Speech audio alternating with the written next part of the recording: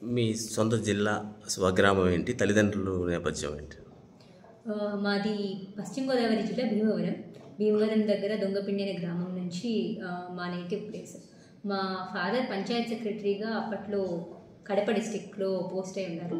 So నేను పుట్టింది పెరిగింది అంతా కడప డిస్టిక్, నేటివ్ భీమవరం అయినా కూడా. ఇప్పుడు పంచాయత్ సెక్రటరీ నుంచి యూఓపిఆర్డిఐ కమిషనరేట్ ఆఫీసర్ డెప్యుటేషన్లో వర్క్ చేస్తున్నారు. మా mother home maker. So in this background నేను పెరగడం జరిగింది.